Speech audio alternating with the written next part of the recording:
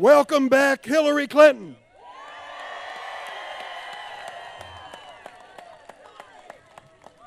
Doug House, thanks for bringing together a few of your closest friends today. And I want to welcome back this daughter of Illinois to the place where you need to be in the Midwest when you're talking about working families and organized labor, right here in the Quad Cities. I come from a union family. My mother, my father, my two brothers and I, all proud to be members of a union. And I stand here today because I stood on their shoulders, figuratively, stood on their shoulders, and made a life out of a union family paycheck that came in regularly and treated my dad and mom and brothers with respect. That's what it's about, the respect for working men and women across the United States. And that's what brings us here.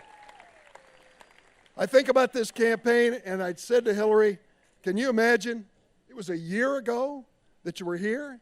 She said, I remember, because I had some allergies, and I've got them back again today. And she's back, despite a little bit of hay fever, whatever it may be. We're sure glad to have her. A lot has happened in the year that since she's been here. A lot has been happening across the United States. An awful lot's happened in the race for president of the United States. I don't understand the Republican Party at all. I used to think I understood them a little bit. I couldn't understand how the party of Abraham Lincoln and Teddy Roosevelt and General Dwight Eisenhower could produce this nominee for president of the United States. It doesn't make any sense. They say it's a question of trust in this campaign. Well, we know we can trust Donald Trump to divide us. We know we can trust Donald Trump to make us afraid. We know we can trust Donald Trump to double talk on the issues. That's what we can trust him to do. How did the Republican Party reach this point? Well, if you watch Fox TV 24/7, 365, this is what you end up with. But we can look at a record of trust on our side of the ledger. A record of trust when it comes to Hillary Clinton. When it came to standing up for children, it was Hillary Clinton, a young lawyer, fighting for kids across America to get a decent shake in the schools of America. As First Lady of Arkansas, they trusted Hillary Clinton to stand up for public education. When she was First Lady of the United States, we trusted her to represent our country, and we trusted her to inspire us by saying, yes, it does take a village to raise a child. We trusted her for saying that. The day came when she was elected United States Senator for a state that was hit with the worst act of terrorism in the United States history. The people of New York entrusted Hillary Clinton to represent them and do her best to make that state whole again. New York trusted her, we trust her too. And then came that moment when President Obama, our native son, turned to her and said, Hillary, I want to entrust you with one of the most important jobs in the cabinet of the United States of America. I want you to be my Secretary of State and represent the United States of America around the world. President Obama entrusted her with that responsibility. And when the day came for one of the most serious moments in recent history, when they gathered in that Situation Room in the White House, and when they were getting the communications from on the ground in Pakistan about the fate of Osama bin Laden, take a look closely at that photograph. Who did President Obama want next to him? His trusted advisor as Secretary of State, it was Hillary Clinton.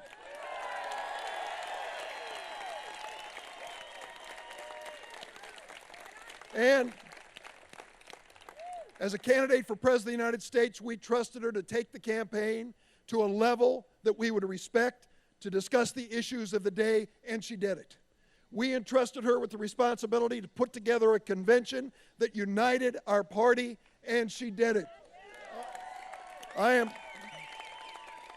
am proud that my colleague Bernie Sanders is now actively campaigning for Hillary Clinton for president. And when it came to that moment, when Hillary Clinton had to pick her running mate, she couldn't have picked a better person.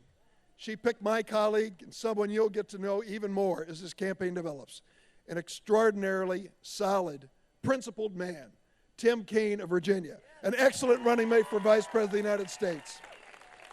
It's been a matter of trust and a record of trust. Working families across America, working families right here in Illinois and across the river in Iowa can trust Hillary Clinton to stand up for those working families. Let's give her a big round of applause. Our next President of the United States, Hillary Clinton.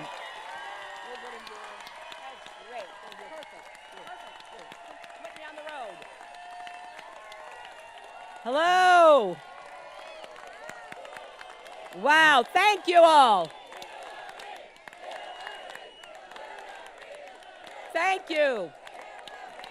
Thank you so much. And it's wonderful to be back. I had such a good time last year. I said, put that back on my calendar for Labor Day. I want to be on the banks of the Mississippi with friends from Illinois and Iowa talking about how we're going to make this economy work for everybody, not just those at the top. And it gives me such a great sense of real privilege and honor to be up on this stage with the people you see before you, starting with my friend and former colleague, the great Senator from Illinois, Dick Durbin, who has been, in so many ways, the conscience of the United States Senate. You heard him say he comes from a union family.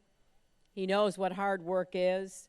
He stands up every day in that Senate. I hope you get a chance to watch him on C-SPAN sometime, because he carries such passion and conviction in his voice about everything that he's fighting for.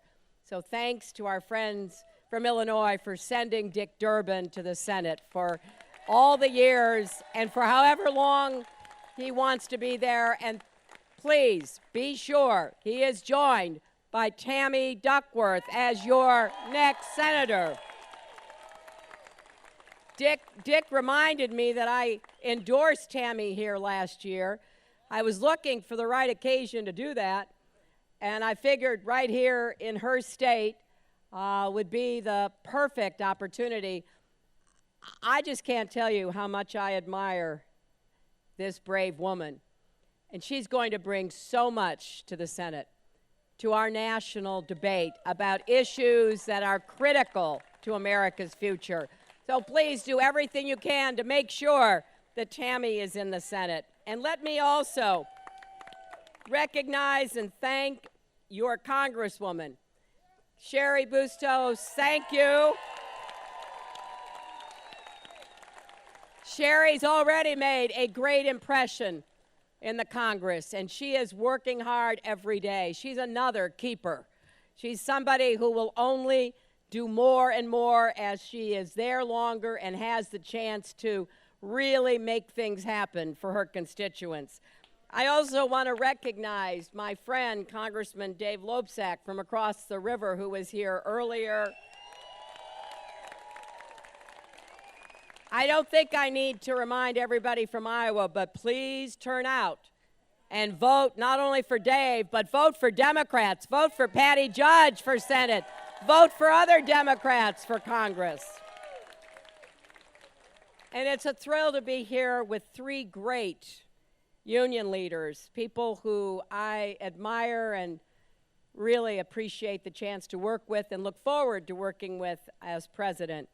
The UAW president, International, Dennis Williams, IBEW, International president, Lonnie Stevenson, and of course, president of the NEA for the educators, Lily Eskelsen.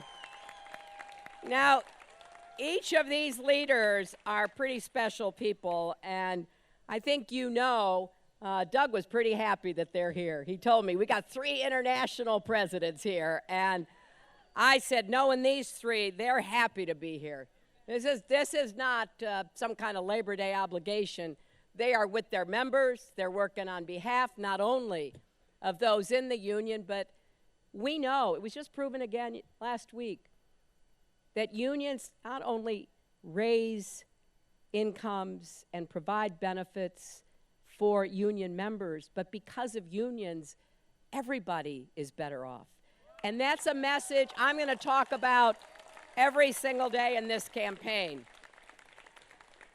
Now, this is such a beautiful day, and you all came out here to celebrate Labor Day with all of us. And I am thrilled that I have a chance to just say a few words. I really believe we are stronger together. That was the theme of our convention. And coming out tomorrow, Tim Kaine and I have a book called Stronger Together. And I'll tell you why we did this book. I think if you run for president, you ought to tell people what you want to do, right? And what I've tried to do in this book, and it's so great having Senator Kaine by my side now, is to lay out a blueprint for America's future. How are we going to get more good jobs, infrastructure jobs, advanced manufacturing jobs, clean renewable energy jobs?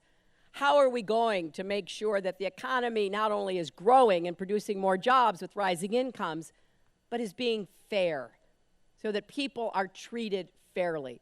That's why we support raising the national minimum wage so that you're not living in poverty when you work full-time. My opponent thinks wages are too high. I don't know who he talks to, but he actually says that, and he doesn't believe in raising the national minimum wage. I also believe in doing more to support small businesses. My dad was a small businessman. I believe that we need to do everything we can to help small businesses succeed. Tim Kaine and I were together in Cleveland earlier. We talked about that. Tim's dad ran a union shop, iron workers, and he's proud of that he had a small business father who ran a union shop and employed union workers, providing good products. I also believe that we have got to finally guarantee equal pay for women's work.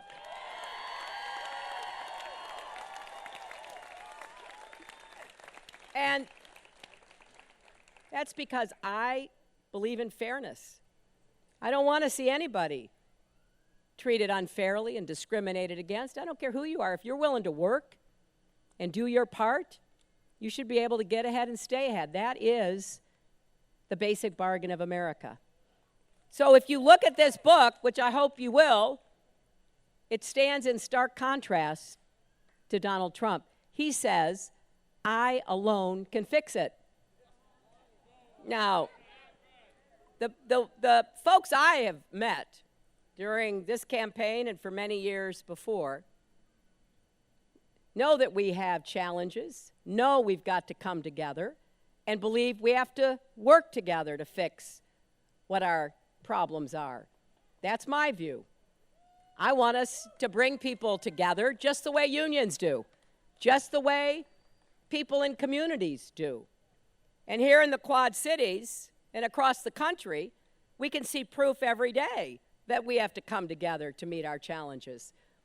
So I'm going to continue to emphasize that we want to be the uniters in this campaign. We believe that America is already great and that we can become greater if we do our part. When somebody says, "I alone can fix it," think of the people he's leaving out, everybody else.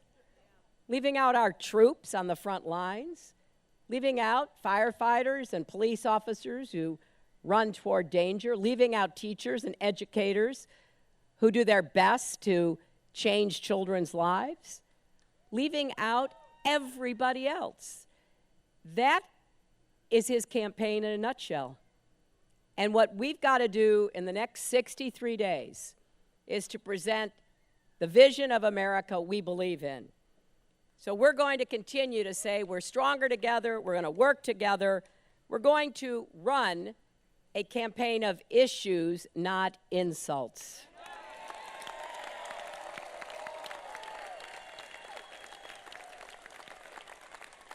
And we are going to be absolutely strong in our support for unions. because we know nobody gets through life alone. Unions help build the largest middle class in the history of the world in our country. They fought for fair wages, safe working conditions. They've helped so many people get on that rung to the middle class, and their kids, like Dick Durbin, go even higher. So I am going to say no to a tax on unions. I am going to say no to rolling back collective bargaining. I'm going to say no to unfair trade deals like the TPP. I'm going to say no to pension cuts that deny you the secure retirement that you have worked for. And I'm going to say no to right to work. It's not right for workers, and it's not right for America. But I will say yes to the American dream. And here's what I believe. The American dream is big enough for all of us. If we build it, we will expand it and create more opportunities. And as we run this campaign on issues, our most important goal is getting the economy to work for everybody. There's nothing more important. And how do you do that? By creating more jobs. And what are some of the areas that I think we can really emphasize? Infrastructure, our roads, our bridges, our tunnels, our ports, our airports. Also, what we can't see, our water systems, our sewer systems. We also need a new electric grid, a modern electric grid to be able to take and distribute clean, renewable energy. I have a goal for us to install 500 million more solar panels by the end of my first term. It takes a lot of jobs, a lot of people working to do that. And then enough clean energy to power every home by the end of my second term. I also want to finish the work of broadband interconnectivity. We have places in our country that still have dial-up. We have places where kids can't do the homework assignments their teachers give them because they don't have access to the internet. That is so unfair. Think of all the jobs we'll create when we finish that off. And then let's look at advanced manufacturing. I believe we can compete with anybody if we put our minds to it. And I'm going to have a manufacturing renaissance policy that will put people to work.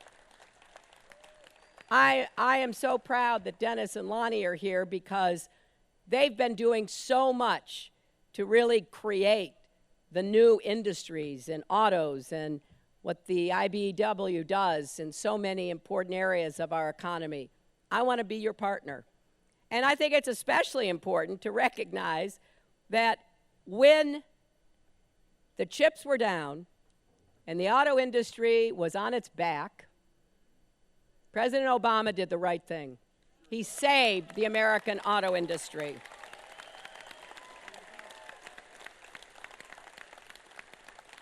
I supported him then, and I support him just as strongly now. The American auto industry just had the best year it's had in a long time. And that was because of the teamwork and the partnership that we had between the companies, between the union, and because the President of the United States knew we had to save the auto industry. Donald Trump basically said he didn't care, didn't matter to him. Just shows you how he doesn't understand or care about the real jobs that put bread on the table and give people a sense of purpose and dignity. Well, you won't have to look far to find me in the Oval Office if I'm fortunate enough to be your president, to do everything I can every single day to create more jobs, to save jobs, to bring jobs back from overseas.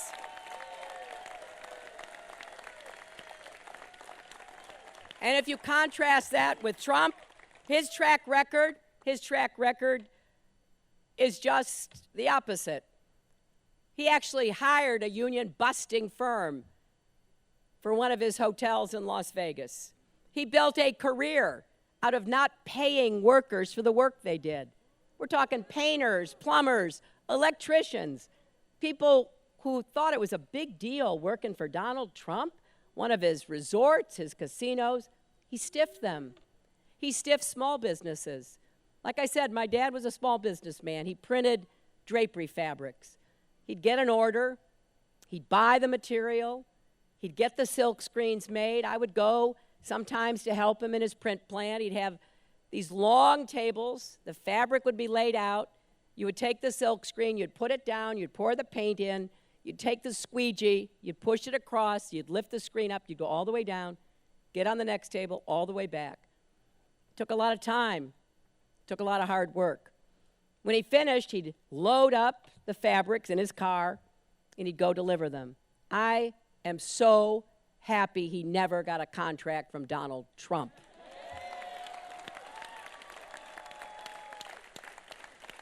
I don't know what my family would have done if my dad did business with people like Trump, who has told hundreds and hundreds of small businesses. He's been sued 4,000 times for not paying the bills that he owes. If my dad had been told, sorry, just kidding, we're not paying you. This is a man who wants to be president of the United States. This is someone who doesn't even honor contracts. That's what is so dangerous about this election. When Donald Trump says what he says about the economy, that he knows how to create jobs, he had 6 bankruptcies. In one bankruptcy alone, 1,000 people lost their jobs. The numbers add up. He talks about wanting to protect jobs in America, but everything he makes, he's made overseas. He could have made suits and ties and furniture in the United States, but no, he made it overseas. He even hires workers from overseas, and he tells people, well, he couldn't find Americans who wanted to work in the heat. You can't make this stuff up, can you? It is truly unbelievable.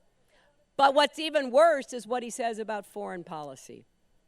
As bad as he is about our economy, he has insulted our allies. He has made common cause with dictators. He has basically endorsed Vladimir Putin and his policies. When he says, I know more about ISIS than the generals. When he claims our armed forces are a disaster. Or he insults a Gold Star family. That's not just offensive, that's dangerous. And just today, our intelligence professionals said there was credible evidence for them to pursue an investigation into Russia's efforts to interfere with our election. Hacking the Democratic National Committee, and when Putin was asked about it, didn't deny it. In fact, he said it was probably a good thing it happened. And this is the person that Donald Trump praises. We saw even more evidence last week that he is temperamentally unfit and totally unqualified to be president. In just a few hours, he managed to turn his trip to Mexico into an embarrassing international incident. I mean, just look at what happened. He got into a Twitter war with the president of Mexico. And why? Because the president of Mexico said, I told him in the meeting, we weren't paying for that wall. So not only did Trump mess up his first international engagement, he choked. He couldn't even bring himself to tell the president of Mexico one of his very few policy demands. I mean, he went back to Arizona and gave another hate-filled speech about rounding up and deporting 16 million people. Even some of his own advisors are having a hard time explaining that away. So he's going to try to distract and divide. He's going to hope that we don't pay attention to what he's been saying for 14, 15 months, that we just tune in now these last 2 months, that he's somehow softening his positions, that there's really another Donald Trump out there? Well, you got to ask yourself, if you can't even go to a friendly foreign country without getting into a fight, can this person even claim to have the temperament to be in the Oval Office and deal with real, urgent crises? As I've said before, and I'll say it again, a man who can be provoked by a tweet should not be anywhere near nuclear weapons.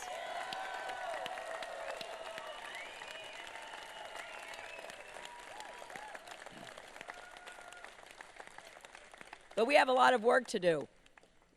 I think every election is close and tight and tough. That's why we have to work as hard as we can between now and when the last votes are counted. And that's why I need your help. I want to get the economy working for everybody, not just those at the top. I want to be sure that we lead the world with strength and steadiness, and that we protect America here at home and around the world. And I want to unify our country. I believe with all my heart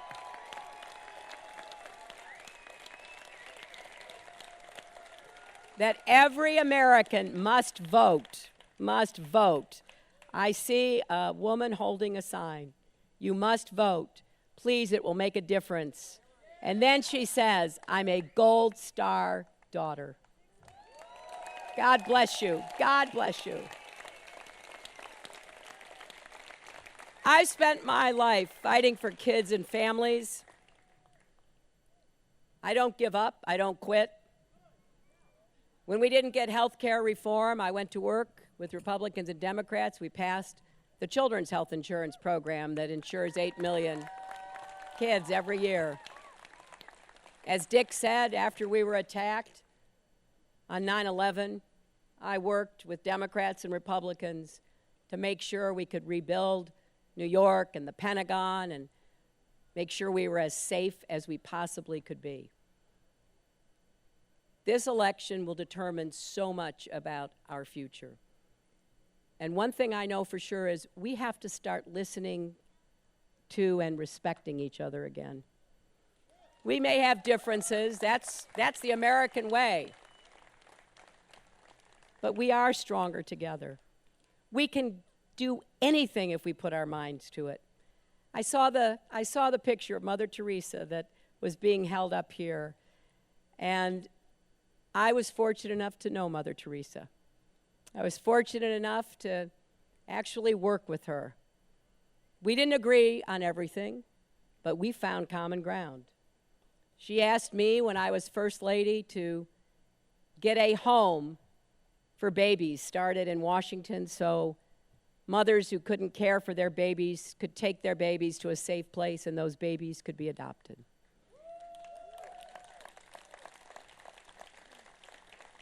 And when Mother Teresa asked you to do something, the only answer was, yes, ma'am. And I started working. And she would call me. She'd call me from India. She'd call me from Vietnam. She called me from everywhere. She'd say, where's my home? And I'd say, well, Mother, working with the Washington, D.C. zoning department requires divine intervention. And so she did, and we got it done.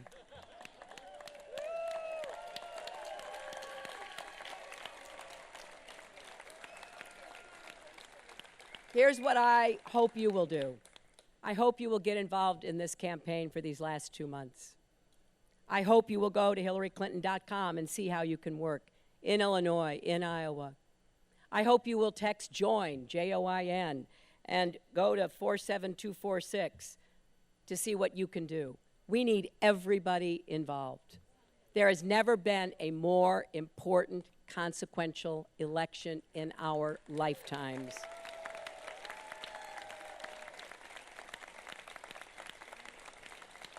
And we need to elect progressive leaders like Tammy and Sherry and Dave Loebsack and others who are on the ballot as well.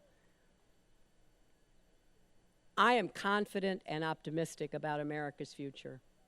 When I listened to Donald Trump, when I watched his convention, I honestly did not know what country he was talking about. It was so dark, so dire, so depressing. That's not the America I know. It's not the America that I see. I don't deny that we have problems. Of course we do. We're human beings. But my goodness, would you live anywhere else? Would you give up our freedom, our values, our opportunity for anywhere else? I traveled to 112 countries as your Secretary of State. And everywhere I went, I was so proud to land that plane which said the United States of America on it, and to come down those stairs and begin to meet on behalf of our values, our interests, and our security. And there is not a place, despite what they say, that doesn't envy who we are and what we have. We cannot put any of that at risk, my friends. So for these last 2 months, join this campaign, help us make history, make sure that we are continuing to be not just great, but even greater, and that we're creating opportunities for the next generation, like my grandchildren. That's what we can do together if we remember we are stronger together. God bless you.